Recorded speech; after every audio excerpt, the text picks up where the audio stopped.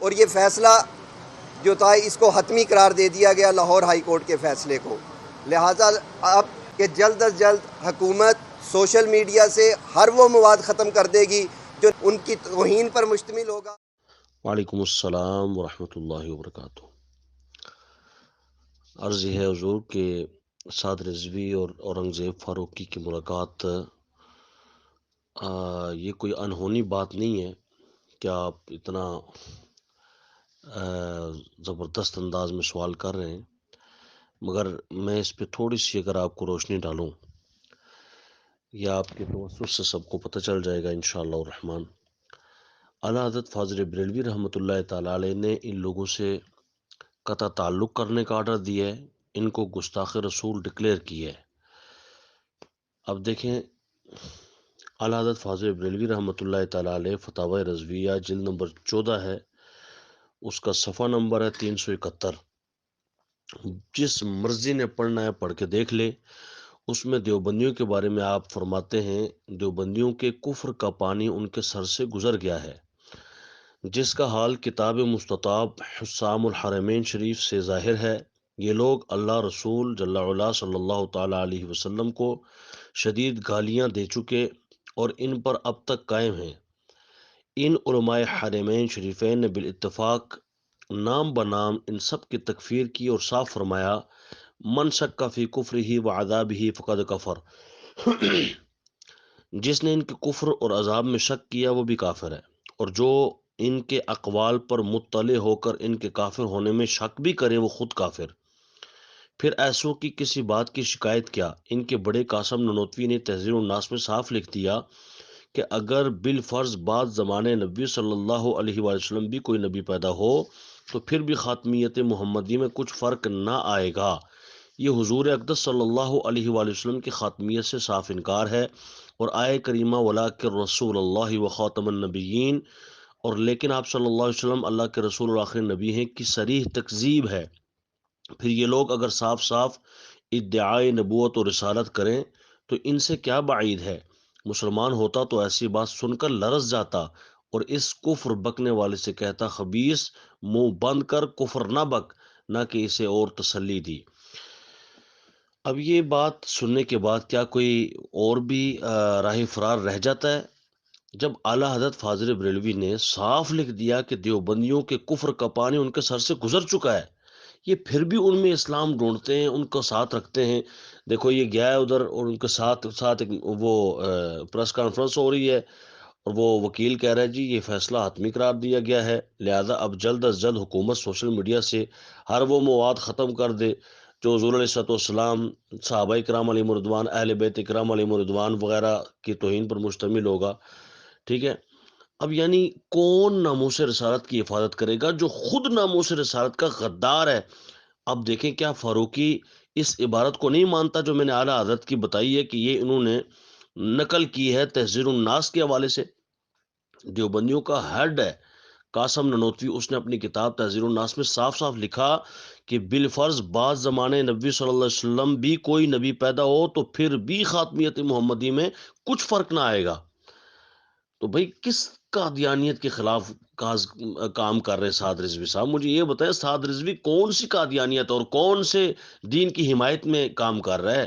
یہ بلاسفیمی لا جو ہے گستاخانہ مواد ختم کر رہے ہیں، تو کیا یہ کتابیں ختم ہوں گی؟ اورنگزیب یہ کہنے آیا تھا وہاں ساتھ مل کے کہ میرے جو بڑوں نے گستاخیاں کی ہیں جس پر احمد رضا خان نے فتوے لگائے ہوئے ہیں وہ عبارتیں ہم ختم کر دیں گے، سوشل میڈیا پہ بھی اس کا جو مواد ہے وہ ڈیلیٹ کر دیا جائے گا.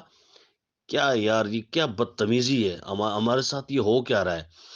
کیوں اس طرح یہ لوگ کر رہے ہیں؟ میرے جیسے ایک دو نہیں بے شمار ہزاروں لاکھوں لوگ ہیں جو گلی میں کسی بھابی سے ملاقات نہیں کرتے، ملتے نہیں ہیں، لا تعلق ہیں. ہم لوگ جو ہے وہ اپنے رشتہ داروں کو چھوڑ چکے ہیں، ہم اپنے قریبی لوگوں کو جو ہے وہ اس وجہ سے چھوڑ چکے ہیں کہ وہ دیوبندی ہیں، وہ اہل حدیث ہیں، وہ وہابی ہیں، ان کے عقائد نظریات جو ہے وہ کفریہ ہیں، یا جن کے نظریات کفریہ ہیں ان کو وہ ماننے والے ہیں.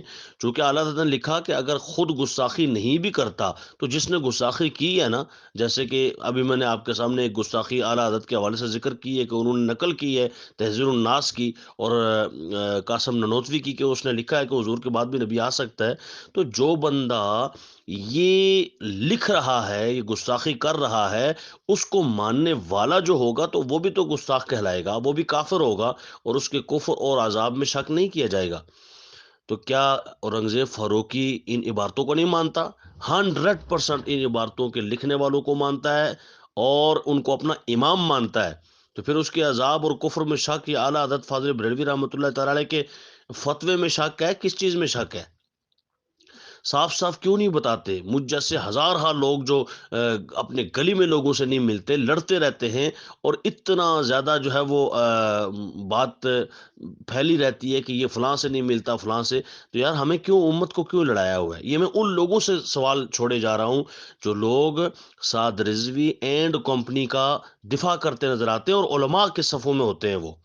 وہ علماء، وہ ملا کھٹاٹے جتنے بھی ہیں، ان سے میرا سوال ہے، چاہے کوئی اعظم مفتی ہے یا ادنا مفتی ہے، کوئی بھی ہے، ہر مفتی سے، ہر عالم سے میرا یہ سوال ہے، حسن رضا نقشبندی اور ان کا وہ فیاض سعیدی، وہ کراچی، وہ بلال رضوی وغیرہ وغیرہ جتنے بھی ہیں نا، ان سب سے سوال ہے، یہ بتاؤ کہ اعلیٰ حضرت فاضل بریلوی نے جو فتویٰ دیا ہے اس پر چلنا چاہیے کہ نہیں؟ یہ جو ہم لا تعلق ہیں، ہم جو آپس میں سر پھاڑ رہے ہیں اس لیے کہ جناب تم نے گستاخی کی ہے اور تم بے ادب ہو، میں تمہارے ساتھ نہیں ملتا، یہ نہیں ہوتا، وہ نہیں ہوتا، اور تم آپس میں جفیاں ڈال رہے ہو، تم آپس میں جناب فضل الرحمان سے چمیاں لے رہے ہو، تم ایک دوسرے کو رجال کہہ رہے ہو. کیا یہ بکواس ہے؟ اس بکواس کو بند ہونا چاہیے. اور ان مولویوں سے میرا سوال ہے، خدا را اس کو فقط جذبات کی رو میں آپ اس کو بہانہ دیجیے گا کہ بھائی جناب یہ جو ہے وہ اونچا بول رہا ہے، غصہ کر رہا ہے. میرا غصہ حضور علیہ الصلوۃ والسلام کی ناموس کی وجہ سے ہے. سونا جنگل رات اندھیری چھائی بدلی کالی ہے، سونے والوں جاگتے رہنا چوروں کی رکھوالیاں. ہمیں تو اعلیٰ حضرت نے یہ بتایا تھا. تو آپ بتائیں کہ ہمیں کیا کرنا چاہیے. یہ لوگ مسلمان ہیں کہ نہیں، یہ صاف صاف بتائیں. اگر دیوبندی وابی مسلمان ہے تو منہ سے بولو نا، سعد رضوی بولے، اس کے منہ میں اوکرے پڑے ہوئے ہیں، اس کے ماننے والے جتنے علماء ہیں وہ سب بولو نا، دلیل دو قرآن اور حدیث سے کہ نہیں یہ لوگ ٹھیک ہیں، مسلمان ہیں، ان سے میل جول رکھنا چاہیے. تو پھر امت میں یہ جو اتنا زیادہ جو ہے وہ تفرقے پھیلے ہوئے ہیں، اس کو ختم کرو نا. یہ تمہارے دل پر چوٹ کرنے کے لیے میں علماء سے یہ سوال کر رہا ہوں جو ان کی تائید کرتے کبھی بھی نہیں تھکتے. ورنہ میں تو الحمدللہ عطر والوں سے تعلق رکھتا ہوں، خوشبو والوں سے تعلق رکھتا ہوں، اور وہ اتنی خوشبو مہکاتے ہیں کہ کسی گند والے کی اس دل میں جگہ ہی نہیں بچتی الحمدللہ. تو بہرکیف ایک تو یہ سوال. دوسرا آپ دیکھ لیں کہ یہ جس انداز میں چل رہا ہے، اب اس نے خود اس دن ایک تقریر کرتے ہوئے کہہ دیا اللہ تعالیٰ کے متعلق نعوذ باللہ کہ وہ آسمان پر بیٹھا ہے، اس طرح کا جملہ. اعلیٰ حضرت نے فتاوی رضویہ شریف جلد نمبر ہے اس کی 29 اور اس میں صفحہ نمبر ہے 138، ایک سوال کے جواب میں باقاعدہ لکھا، اہل سنت و جماعت کے عقیدے میں اللہ تعالیٰ کے لیے مکان نہیں، یعنی جگہ نہیں، نہ اس کے لیے فوق یا تحت کوئی جہت ہو سکتی ہے. اور آگے فرمایا کہ اللہ تعالیٰ کے لیے مکان ماننے سے آدمی کافر ہو جاتا ہے، کہ وہ اللہ تعالیٰ فلاں جگہ بیٹھا ہوا ہے، اس کے لیے جگہ کا ماننا کہ وہ کسی جگہ میں رہتا ہے وغیرہ وغیرہ، یہ کفر ہے. تو اب اس کفر پہ اس نے کوئی توبہ کی ہو، اس نے کوئی رجوع کیا ہو، کوئی اس کی وضاحت کی ہو، بالکل چپ کر کے بیٹھے ہوئے. یار بڑے بڑے لوگ بھی مطلب جو کہتے تھے نہیں بریلوی نہ کہلاؤ اہل سنت کہلاؤ، وہ تو اب پتہ چلا کہ اہل سنت اس لیے کہلاؤ کہ تاکہ سارے کتا بلا کھوتا کرکا نال آوے تو وہ آنکھیں میں اہل سنت آتا بس کم چلتا رہے. نہیں، اس طرح نہیں ہوگا، آپ کو اس کی وضاحت کرنی پڑے گی. اور میں سمجھتا ہوں کہ سعد رضوی اینڈ کمپنی جو اس کا ساتھ دینے والے ہیں، چھوٹوں سے بات نہیں ہے، چھوٹوں کو تو پتہ ہی نہیں ہوتا اتنی باتوں کا. جو بڑے ان کے ساتھ ہیں وہ سنجیدہ لیں اس مسئلے کو. ناموس رسالت کا مسئلہ ہے، تمہارے چاچے کا مسئلہ نہیں ہے. تمہارے باپ دادے کا مسئلہ ہونا تو تم کبھی کسی کو ہاتھ نہ ملاؤ، کسی کو دیکھنا گوارا نہ کرو. لیکن رسول اللہ کی عزت کا مسئلہ ہے تو ہر کھوتے کھرکے کو ساتھ ملا لیتے ہو. نہیں، ایسا نہیں ہوتا، دین ایسا نہیں ہے. فلا تقعد بعد الذکری مع القوم الظالمین. اور اگر پہلے پتہ نہیں تھا، اب پتہ چل گیا ہے میری فتاوی رضویہ کی عبارتیں پڑھنے سے، تو اب اللہ تعالیٰ فرماتا ہے کہ اب ہی باز آ جاؤ، اب بھی تمہیں قبول کر لیا جائے گا. باز آ جاؤ اور ان چیزوں کی وضاحت تمہارے ذمہ ہے.